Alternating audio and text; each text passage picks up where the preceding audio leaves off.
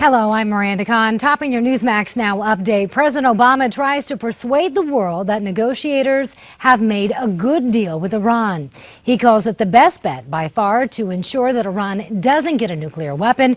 But the president is not convincing Israeli Prime Minister Benjamin Netanyahu. Remember, not one centrifuge is destroyed. Thousands of centrifuges will be left spinning uranium. Not a single facility, including underground facilities, nuclear facilities, is being shut down.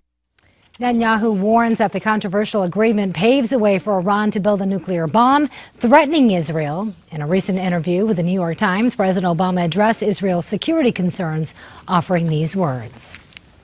Our allies in the region will be protected. We will work with them and come to their defense. And we don't have a greater ally than Israel in the Middle East.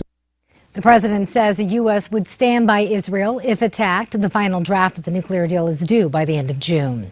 Hillary Clinton will launch her 2016 presidential campaign sometime in the next couple of weeks.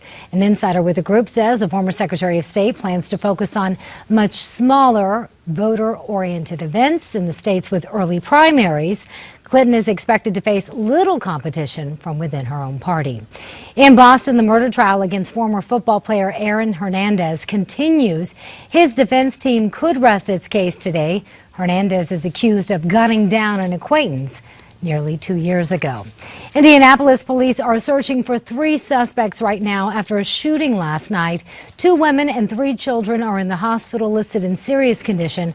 Police say they're not sure what led to that shooting, but they believe at least one victim knew the suspects. Officials are looking for a white or gray car seen leaving the house. The U.S. Supreme Court will not review a GOP-backed voter ID law from North Carolina.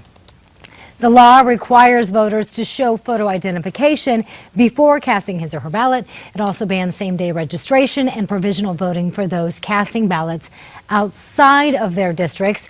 Opponents argue that the new law targets minorities and young people, while supporters say it prevents voter fraud. This week marks the 150th anniversary of the end of the Civil War. More than 500,000 Americans died during that bloody war, which lasted from 1861 to 1865. One of the final battles was fought at a Virginia courthouse on April 9th.